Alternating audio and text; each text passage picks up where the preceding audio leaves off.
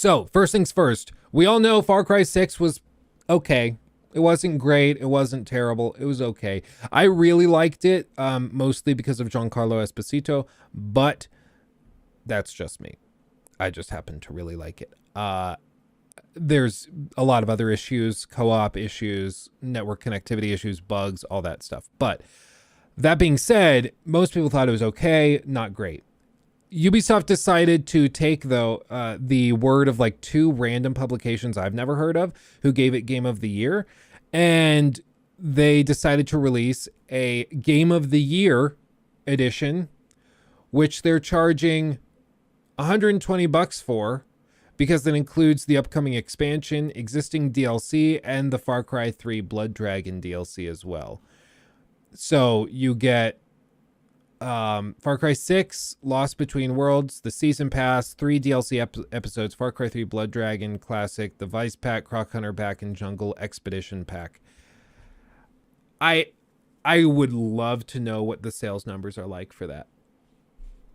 I would just love to know what, like, how many units of this they sell. I cannot imagine that it's very many. But what do I know? I mean, obviously people are still buying The Last of Us Part 1, so who knows? But this is baffling to me. Like, even just calling it a Game of the Year edition is a little bit of a stretch. But to then go out and then charge $120 for the Game of the Year edition that nobody really gave, it's like, okay, crazy people, whatever. People still buying Skyrim. They'll definitely buy this. Yeah, they did just release Skyrim on Switch for $70. Sure did.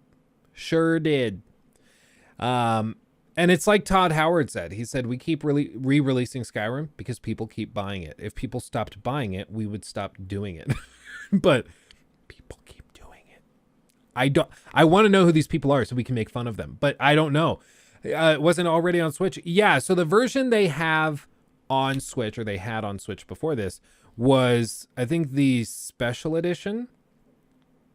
But the version that they just brought for $70 is like whatever Ultimate Edition that comes with some built-in, it's like the Anniversary Edition or whatever they called it, but it has like a bunch of those paid mods built in. So there's just a lot of weird stuff to it. It's just another reason, and I think they unlisted the other version. So if you want to play Skyrim on Switch and you don't already own it, you have to buy the $70 version. It's insane. So I get a free update. I think you get like a $20, it's like $20 to upgrade, but I don't know. I think that was on other consoles. I don't know if that's true on Switch, because Switch is weird. It wouldn't surprise me if they don't have that system built in. Did Far Cry 6 win any Game of the Year awards?